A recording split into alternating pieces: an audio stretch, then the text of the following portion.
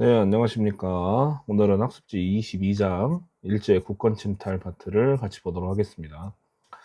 여기 포함해서 이제 3장 남았는데요. 여기 파트의 내용이 엄청나게 많을 겁니다.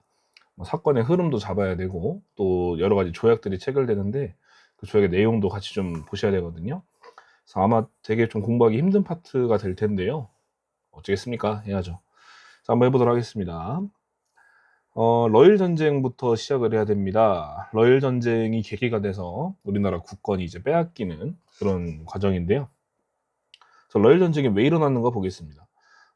당연히 러시아랑 일본이 사이가 안 좋았으니까 전쟁을 했겠죠. 그래서 우리 만주하고 한반도를 둘러싸고 러시아와 일본의 갈등이 점점 높아지고 있었습니다. 그 전에 보면은 러시아가 일본하고 밀약을 맺으려고 그랬었죠. 2차례 정도. 근데 그게 다 파기가 됩니다. 그래서 이제 전면전을 할 수밖에 없는 상황이 됐고요. 솔직히 말하면 일본 같은 경우에는 한반도를 절대로 포기할 수가 없죠. 왜냐하면 제국주의 국가는 식민지가 필요한데 러시아 같은 경우에는 진출할 지역이 대륙에도 있지만 일본은 섬나라니까 진출할 데가 한반도밖에 없거든요. 그렇다고 중국이랑 전쟁을 하기엔 또 다른 나라 열강들이 많이 들어와 있었기 때문에 하여튼 일본도 물러설 수가 없었다라는 거. 그럼 전개 과정 보겠습니다. 일단 대한제국은 전쟁이 날 거라는 걸 눈치를 챘습니다. 그래서 고종은요, 전쟁 직전에 이걸 선언을 합니다. 국외 중립을 선언합니다. 즉, 대한제국은 러시아랑 일본 편 중 어느 편도 들지 않겠다라고 선언을 합니다. 즉, 뭐를 의식한 거예요? 청일전쟁 같은 똑같은 상황이 될까봐 의식을 한 거겠죠. 그래서 우리는 전쟁에서 빼달라라는 메시지를 냅니다. 그런데 어쩌라고 하면서 이제 전쟁은 한반도 직접 영토는 아니지만 영해 부분에서는 전쟁이 일어나게 되죠. 자, 일단 일본이 러시아 함대를 기습적으로 공격을 합니다. 그래서 전쟁이 발발하게 되고요. 요 내부 전투를 보시면 한반도 내부에서는 크게 전투는 벌어지지 않습니다만 일본군이 위로 치고 올라가는 모습이죠, 점점. 즉, 전쟁의 흐름이 일본한테 유리하게 전개가 되게 됩니다. 그리고 결정타가 하나 나오죠. 요 동해 부분에서, 그리고 남해에 좀 걸쳐 있죠. 이 부분에서 일본이 러시아의 발트 함대를 격파해 버립니다. 발트 함대는 러시아의 최정예 함대거든요. 이게 이제 무너졌다는 얘기는 러시아가 더 이상 승산이 없다라는 걸 의미하는 겁니다. 그래서 하여튼 러일 전쟁은 누구의 승리로 끝납니까? 예, 일본의 승리로 끝나게 됩니다. 그래서 일본은 전쟁 끝나는 조약으로 러시아와 뭘 맺냐? 밑에서 한 번 더 할 건데요. 포츠머스 조약이라는 걸 맺게 됩니다. 당연히 내용은 뭐겠습니까? 러시아는 만주와 한반도 지역에서 손을 떼겠다라는 것이죠. 즉 이때부터는 일본이 한반도 먹는 걸 막을 나라가 없었다라는 것이죠. 자, 그러면 그 중간부터 이제 국권 침탈이 시작이 되는데요. 아까 말씀드렸겠지만 러일 전쟁은 일본한테 유리하게 전개가 됐다라고 말씀드렸죠. 그래서 일본이 점점 승기를 잡아가면서 대한제국을 협박을 하게 됩니다. 우선 1904년 2월 달인데요. 전쟁 시작하고 거의 바로 맺은 조약입니다. 이건 뭐냐면 한일의정서란 조약입니다. 내용은 뭐냐? 일제가 일본이 전쟁 수행에 필요한 영토를, 대한제국의 영토를 마음대로 쓸 수 있다. 마음대로 쓸 수 있게 한다라는 게 내용입니다. 그럼 목적은 뭐였겠습니까? 지금 일본군이 여기 땅 안으로도 이동을 하고 있죠? 여기 이동하려면 뭐가 필요합니까? 걸어가려면 한참 걸리니까. 차 타고도 좀 길이 안 좋으니까 철도죠, 철도. 예. 그래서 병력과 군수물자를 수송하기 위해 철도를 갈 필요성이 있었거든요. 그래서 일본은 그 철도를 부설할 목적으로 이 한일의 정서를 맺게 됩니다. 땅 뺏어가는 건 뭐 기본인 거고요. 그리고 이제 진짜 전쟁에서 승기를 잡게 되니까 맺은 게 뭐냐? 이제 대한제국을 본격적으로 협박을 하게 됩니다. 그게 이제 제1차 한일협약이라는 거죠. 1차가 있으니까 2차도 있겠죠. 2차가 그 유명한 을사내각입니다. 자, 내용은 뭐냐? 일본이 대한제국의 이제 내정을 간섭하기 위해서 뭘 파견하냐면 고문 2명을 내보냅니다. 외교 고문은 누굴 내보내냐면 스티븐스라는 사람을 내보냅니다. 일본이 보냈는데 이름이 미국 느낌 난다고요? 예, 미국 사람 맞습니다. 근데 껍데기만 미국인이고 속은 일본인이에요. 그리고 재정 고문은 누굴 보내냐? 책에는 메가타라고 나오는데요. 풀네임을 좀 알아두시면 좋을 것 같아요. 메가타 다네타로라는 사람을 재정 고문으로 내보냅니다. 이 사람은 뒤에서 뭘 하냐면 화폐 정리 사업이라는 걸 하거든요.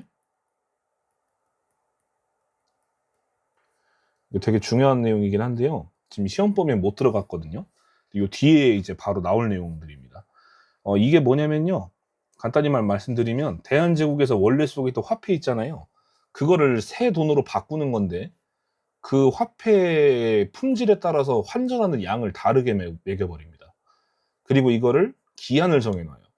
그럼 어떤 일이 벌어집니까? 지방 사람들이 이걸 모르겠죠. 그렇게 돼서 어떤 일이 벌어지냐면 수많은 대한제국의 사람들이 거지가 됩니다. 즉 대한제국 그 우리 민족 자본의 힘을 꺾어버리는 계기가 되는 거예요. 아주 나쁜 놈입니다. 자, 그래서 제1찬일박으로 대한제국의 내정을 간섭하게 됩니다. 밑에는 뭐냐면 일본은 일단 러시아를 꺾고 나서 한반도 지배권을 손에 쥐었잖아요. 근데 이제 다른 나라들을 찾아다녀요. 왜? 한반도를 먹었을 때 뒤탈이 없게 하려고 한 거죠. 그래서 미국과 영국이 한반도 지배를 이제 인정을 하게 되는데요. 미국은 가스라 테프트 밀약이라는 걸 맺고요. 영국과는 제2차 영일동맹을 맺게 됩니다. 제1차 영일동맹은 좀 내용이 마이너해서 안 나오는 건데요. 자, 가스라 테프트 밀약은 뭐냐면 가스라라는 사람하고 테프트라는 사람하고 몰래 약속을 맺은 거예요. 뒤에 아마 사진이 나올 텐데. 예, 보이시나요? 가스라 테프트. 가스라는 일본 측 대표고요. 테프트는 미국 측 대표인데 둘이서 뭘 얘기를 했냐면 간단히 정리하면 미국은 필리핀을 지배할 테니 일본은 한반도 먹어라 라는 걸 서로 동의하는 내용입니다. 하여튼 서로 그냥 바꿔먹기 한 거죠. 그다음 영국과 제2차 영일동맹을 맺게 되는데 본문 한번 보고 갈게요. 자, 일본은 한국에서 정치상, 군사상 및 경제상의 탁월한 이익을 가지니까 영국은 일본이 해가지고 지도 감리 보호의 조치를 한국에서 취할 권리를 승인한다. 그러니까 일본 너 먹어라 라고 그냥 인정을 해줘 버린 겁니다. 그럼 러시아 포츠머스 조약은 예, 당연히 여기 있죠. 일본국이 한국에 대해서 정치, 군사, 경제상의 탁월한 이익을 갖는다는 걸 승인하고 한국에서 필요하다고 인정하는 지도 및 뭐 어쩌고저쩌고를 하는 거 있어서 방해하거나 간섭하지 않는다. 예, 그냥 알아서 안 건드릴게. 너 해. 라고 하는 거죠. 하여튼 더 이상 이제 대한제국이 일본한테 뜯어먹히는 걸 막을 나라가 없어진 겁니다. 그럼 이제 일본이 마음껏 뜯어먹는 내용이 뒤에 나오겠죠. 자, 을사늑약입니다. 많이들 아실 텐데 옛날 책에서는 을사조약으로 가르쳤거든요. 근데 이 을사늑약을 연구를 해보니까 이게 국제법상으로 무효였어요. 알고 보니까. 그래서 억지로 맺었다라고 해서 늑약이라는 표현을 씁니다. 예, 강제로 맺었고 그리고 무효인 조약이니까 늑약이라고 하는 게 맞습니다. 자, 근데 을사늑약은 뭐 우리가 붙인 이름이고요. 정식 명칭은 제2차 한일협약입니다. 1차는 언제 맺었습니까? 예, 러일 전쟁 중에 맺었죠. 요거. 근데 2차는 이제 러일 전쟁 끝나고 맺은 겁니다. 자, 그래서 일본이 강압적인 분위기를 조성을 하고 우리를 협박을 하죠. 그래서 체결을 강요하니까 당연히 고종은 맺기 싫었겠지만 누가 나라를 팔아먹어요? 예, 요 5마리들 있죠. 자, 이름을 써봅시다. 빨간 글씨로. 이미 죽었으니까. 박재손, 이지용, 이근택, 이완용, 권중현 5명이 앞장서서 일산응약 체결을 추진을 합니다. 그래서 이 5명을 을사는에 나라 팔아먹었다 그래서 5명의 도적이라 부르죠. 즉 을사오적이라고 하는 겁니다. 이완용은 이때 이제 네임드로 등장을 하죠. 이 사람은 이때 학부 대신이었는데요. 지금으로 치면 교육부 장관입니다. 참 좋은 거 가르쳤습니다. 자, 그래서 고종의 허가가 없이 체결을 하게 됩니다. 자세한 내용은 밑에서 한 번 더 볼게요. 내용을 봅시다. 중요합니다. 대한제국에 뭘 박탈한 거냐면요. 외교권을 강탈을 한 겁니다. 즉 외교라는 건 뭐예요? 다른 나라와 뭐 사절단을 주고받거나 또는 뭐 조약을 체결하거나 이런 것들을 하는 거잖아요. 이게 이제 일본의 허락 없이는 불가능한 거예요. 예. 그러니까 사람으로 치면 말을 못하게 혀를 잘라버린 겁니다. 두 번째, 그러면 이 외교를 감독할 게 필요하겠죠. 그래서 대한제국에 뭘 설치하냐면 통감부라는 기구를 설치합니다. 그리고 초대 통감으로요. 통감부의 장이 통감이죠. 누가 옵니까? 다들 아시는 분이죠. 이토 히로부미가 오게 됩니다. 그리고 뒤에 가서 이제 안중근 의사께서 쏴 죽이죠. 그래서 이제 이토 히로부미가 조선의 외교를 이제 관할을 하게 되는데, 사실 외교만 건드린다라고는 말은 그렇게 했지만요. 사실 다 손을 대기 마련이겠죠. 자, 그래서 이 어이없는 사건에 대해서 저항들을 많이들 합니다. 장지연이라는 분은 글을 쓰는데요. 되게 유명한 글이거든요. 황성신문이라는 신문에다가 어떤 글을 게시하냐? 시일야 방성대곡이라는 글을 게시합니다. 한자 표현이라 좀 어려운 느낌인데 뜻은 간단해요. 오늘은 목 놓아 운다 뭐 이런 뜻이 납니다. 그래서 을사늑약의 부당함과 을사오적의 그 비열함을 아주 강하게 비난한 글입니다. 한번 구글에 찾아보시면 나오니까 읽어보십시오. 자, 그리고 자결하신 분들도 계십니다. 주로 정부 고위 관료 출신들이 많이들 하셨는데 나라를 못 지켜 미안한 마음에 하셨겠죠. 민정원과 조병세 이런 분들은 자결을 통해서 한 거를 하시고요. 그리고 학생들도 참여를 합니다. 학교를 안 가버립니다. 동맹휴학을 하고요. 지금 기준에서는 뭐 여러분들은 좋을 수도 있겠지만요. 이때 어떤 감정으로 했었냐면 우리가 공부해봐야 누구한테 도움이 되겠는가. 일본한테 도움이 되지 않겠냐. 그래서 안 간 겁니다. 그리고 상인들은 뭘 했다고요? 철시, 즉 장사를 안 해버립니다. 왜? 돈 벌어서 세금 내면 누구한테 내야 돼요? 일본한테 내는 거나 마찬가지잖아요. 그래서 그렇게 한 거를 했다고 합니다. 자, 그리고 리을에 뭐가 들어가야 되냐면요. 이 을사늑약 때문에 의병이 일어난다고 계속 말씀을 드렸을 것 같은데 을사자를 따가지고 뭐라고 합니까? 예, 을사을병이라고 하죠. 이것도 저항에 하나 들어가겠죠. 자, 근데 고종은 어떻게 보면 날치기로 이게 통과된 거잖아요. 그래서 이게 부당하다라는 걸 알리려고 어떤 노력을 하냐면 당시 네덜란드, 이게 1907년 얘기인데 네덜란드 헤이그라는 곳에서요. 전 세계 이제 그 정상들, 높은 사람들이 모이는 회의가 열려요. 주제가 만국평화에 대한 회의라서 만국평화회의라고 하는데 거기에 우리 측 특사를 보내기로 마음을 먹습니다. 그래서 이 세 분을 파견을 하죠. 이준, 이위종, 이상살. 뭐 순서는 상관없습니다. 이 세 명을 특사로 파견을 해서 을사늑약의 부당함과 일본의 어떤 비열함 같은 걸 알리려고 노력을 해요. 실제로 보냈는데 이게 발각이 돼 버립니다. 즉 헤이그 특사 파견이 1907년의 일인데 이게 발각이 됐다고요. 그래서 이게 실패를 하게 돼요. 그리고 일본은 아싸 한 다음에 뭘 요구합니까? 황제가 약속을 어기네? 해가지고 누구를 강제로 퇴위시켜요? 예, 고종을 강제로 퇴위시키죠. 그 수업 시간에 제가 드라마의 한 장면 보여드렸죠. 조금 드라마라 각색이 된긴 했는데 하여튼 한 나라의 황제를 이렇게 폐위시키는 게 맞습니까? 그만큼 대한제국에 힘이 없다는 얘기겠죠. 그래서 고종은 강제로 왕위에서 물러나게 되고 황위에서 물러나게 되고 그 다음은 누가 즉위합니까? 고종 아들이죠. 순종. 연호가 융희예요. 고종은 광무였죠. 그래서 융희 황제가 이제 즉위를 하게 됩니다. 자, 그리고 1907년에 뭐가 맺어집니까? 또 한일 신협약이라는 게 맺어지는데 이거는 다른 말로 이제 정민연이잖아요. 그래서 정미칠조약이라고도 합니다. 내용은 뭐냐면요. 조선의 내정을 장악하는 건데요. 각 부서의 차관들이 있죠. 이 차관들을 누구로? 일본인으로 임명하는 내용이었습니다. 그리고 이 정미칠조약이 체결된 지 일주일 뒤에요. 어떤 일이 벌어지냐? 일주일 맞나? 좀 가물가물한데 대한제국의 2개 강제로 해산되게 됩니다. 뭐냐면 군대가 날아갑니다. 즉 더 이상 일본한테 저항할 수가 없게 됩니다. 그러면 한반도 군대는 누가 하나요? 예, 일본군이 위임하게 됩니다. 말이 안 되는 거죠. 실제로 이 군인들한테 알려주지도 않았어요. 그냥 뭐 행사한다고 모아놓고 이제 집에 가라 한 다음에 위로금 주고 그냥 보내버려요. 어이가 없죠. 그래서 이때 빌미로 또 뭐가 일어나요? 정미칠조약에다가 이 광제퇴위에다가 군대가 해산된 걸 해가지고 또 정미의병이 일어나죠. 이게 큰 의병 사이클 중에 마지막 단계입니다. 뒤에서 한번 더 할 거예요. 그리고 이어서 봅시다. 1909년도에는 뭘 맺냐? 기유각서라는 걸 체결하는데요. 1909년이 기유년이에요. 이건 뭐냐면 대한제국의 사법권을 박탈합니다.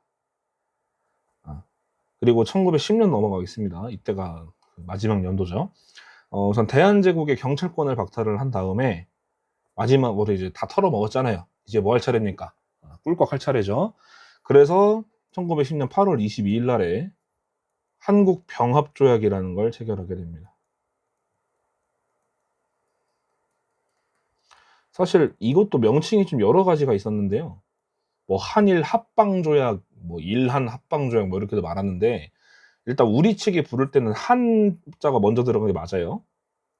그래서 뭐 한일 합방조약 이렇게도 많이 했는데, 또는 합병이라고도 하고요. 근데 이게 좀 차이가 커요. 왜냐면 합방과 합병이라는 얘기는 뭐냐면 대등한 관계라는 얘기거든요. 예를 들어 A와 B가 같으니까 두 개를 합쳐서 C를 만든다 뭐 이런 건데, 병합은 뭐냐면 이렇게 집어삼키는 걸 병합이라 그래요. 우리는 집어삼켜진 거지 않습니까? 그래서 병합조약이라고 하는 게 그 의미상 맞습니다. 이건 지우고요. 자, 이건 누가 맺었냐? 제 3대 통감이었던 사람인데요. 누구냐면 뒤에 한 번 더 나올 텐데, 데라우치 마사타케라는 사람이 있습니다. 자, 하여튼 이 사람하고요, 당시 대한제국 총리 대신 누구? 이 양반 승진했네요. 이완용입니다. 이 두 사람이 이제 대표자가 돼가지고 체결을 한 게 8월 22일이고, 이게 효력을 발표하게 된 것, 즉 공포된 게 언제입니까? 8월 29일이에요.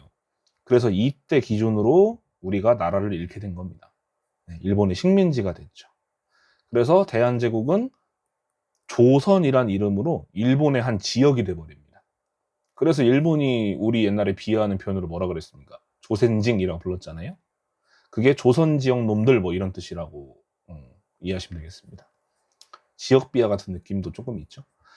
자, 그래서 이 8월 29일을 우리가 뭐라 부릅니까? 이 경술년에 나라가 큰 치욕을 당했다 그래서 경술국치일 이렇게 명칭을 하죠. 아마 2학기 시작하고 좀 지났을 텐데 이때 한번 기념을 좀 하도록 하세요. 그래서 뭐 경술국치일이라고도 하고요. 애초에 1910년도에 요걸 다 통틀어 가지고 경술국치라고 이름을 붙이기도 해요. 나라가 치욕을 당한 게 맞으니까. 자, 내용을 오늘 쳐다봤는데 좀 중요한 부분을 한 번 더 짚고 가겠습니다. 교과서에 있는 건데요. 을사늑약은 아까 말씀드렸듯이 강제로 맺은 거 더하기 뭐라 그랬어요? 무효인 거라 그랬죠. 하나 더 무효인 게 있어요. 뭐냐면 한국병합조약도 무효입니다.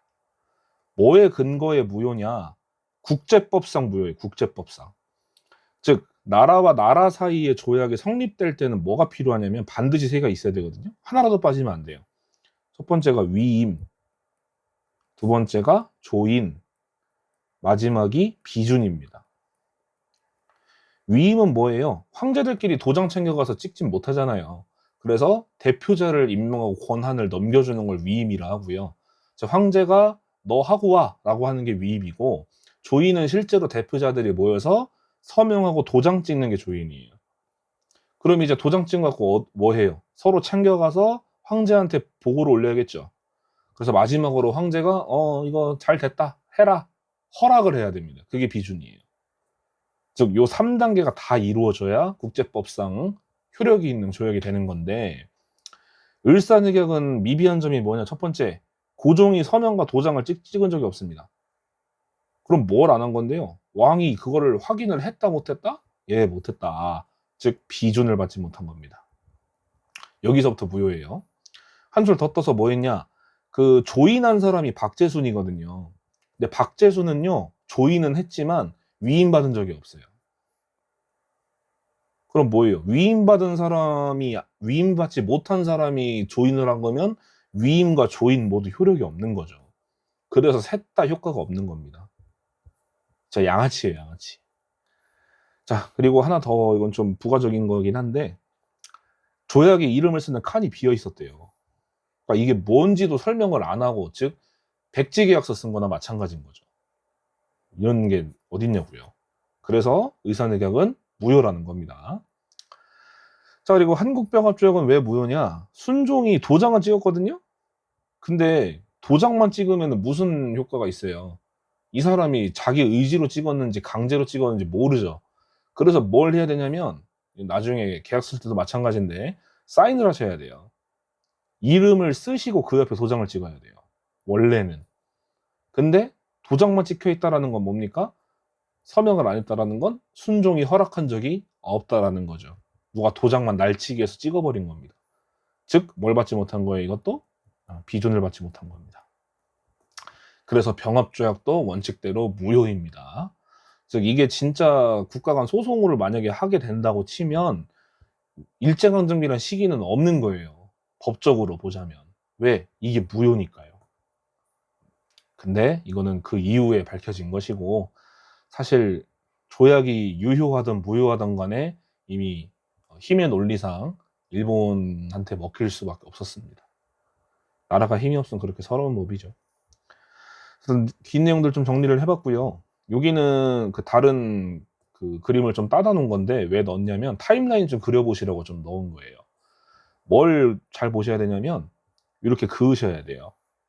왜? 이때는 러일 전쟁 중이고요. 이때는 러일 전쟁 후거든요. 그러니까 러일 전쟁 중에 뭐가 맺어졌는지, 끝나고 나서는 어떻게 됐는지 이런 것들을 잘 정리를 하셔야 될 것 같습니다. 예, 아무튼 여기까지 해서 이번 국권 피탈, 국권 침탈 부분은 마무리하도록 하겠습니다. 다시 말씀드리지만 조약들 이름 그리고 이런 시기 같은 것들, 조약별 내용 같은 거 잘 정리하시기 바랍니다. 어렵습니다. 자, 여기까지 하겠습니다. 감사합니다.